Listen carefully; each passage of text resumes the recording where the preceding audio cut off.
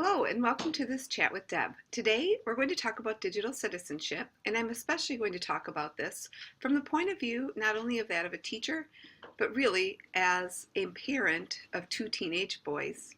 So I have a sophomore and a senior in high school, and making sure that my boys are safe when they're online, but also that they're being appropriate and friendly when they're online is very important to me as a parent. So I'm going to share some of the resources and different activities that I've done with my kids at home, and these are also all very appropriate for in school with your students to just help them to have some good conversations and really think about how they're interacting online. To get started, let's take a look at the ISTE standard resources, and we'll see how one of the ISTE standards is that of being a digital citizen. If you go to ISTE.org, and this is also hyperlinked in my presentation where it says ISTE standards resources, scroll down the page, you will then see all of the ISTE standards. There are 7 of them. The second standard is called Digital Citizen. It does give a little description here of what that means, and if you hit this plus, you'll see the different indicators. There are 4 of them for what it means to be a good digital citizen. So what I've done here is broken down the ISTE standard digital citizen into different components to show you some of the things that you can do with your students in your classroom to help them to be digitally responsible when online. One is to talk about their digital footprint. As you know, this means that students are able to cultivate and manage their digital identity. Just have them Google themselves and see what pops up, what kind of images pop up, what kind of links pop up. Just having students realize that the footprint that they have online is going to influence them as they go through high school and beyond. Also, talk to your students about social interactions, making sure that students engage in a positive, safe, legal, and ethical way. This is probably one of the biggest areas to talk to with our high school students today because they do spend so much of their time on social media. Then there is the topic of fair use, making sure that students know that they have rights and obligations when using and sharing property of others online. I always tell students never share without permission, or at the very least, giving credit for whatever it is they're using, whether it's images, video, etc. in their digital work. And then there is the idea of personal data, letting students know that they need to maintain digital privacy and security by keeping their personal data out of social media, online sites, and just not giving out too much personal information.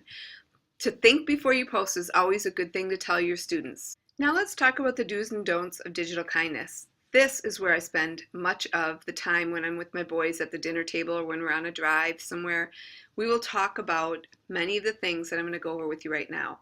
I often refer to Dr. Jody Gold. This is a person who is a adolescent psychiatrist. You can look at this link here to read more about her.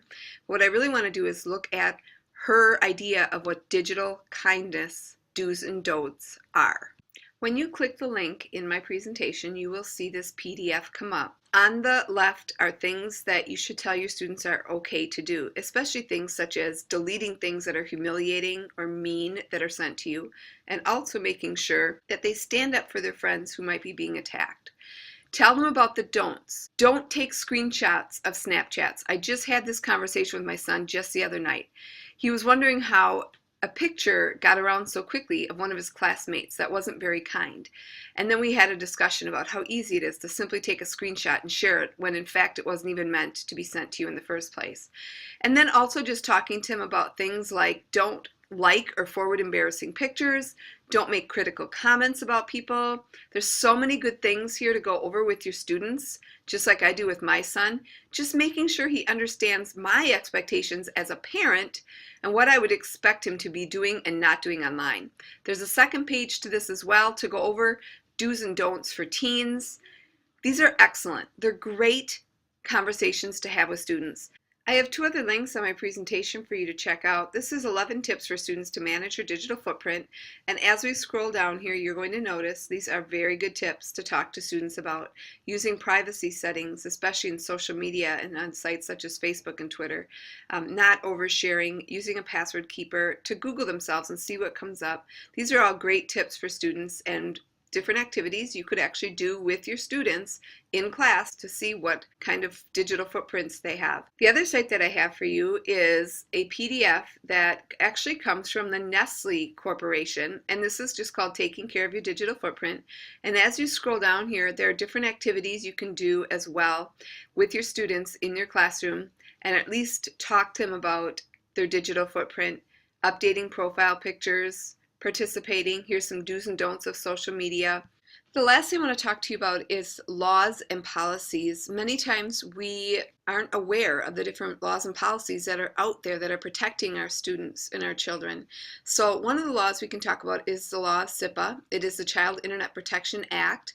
If you click right here where it says simple explanations, this will take us to another document to kind of explain what each of these three are.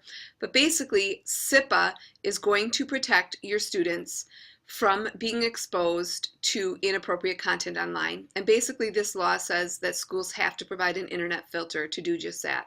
Then we have COPPA, the Children's Online Privacy Protection Act. This law protects children from having their personal information collected and shared. It's one of the reasons why Google for Education does not have advertising on that site. And then we have FERPA, which is the Family Education Rights and Privacy Act.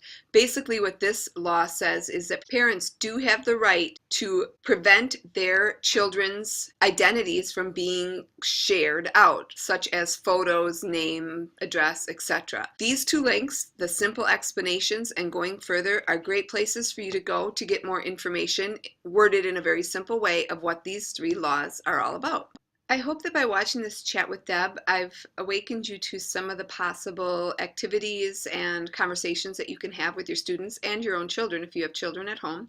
And I hope as well that some of the laws and policies that we just covered help you to understand how our children are being protected online. Remember, it's all of our responsibility to make sure we're teaching our children to be good digital citizens, not just in the classroom, but also beyond. I hope this video finds all of you well, and we will talk again soon. Bye, everybody.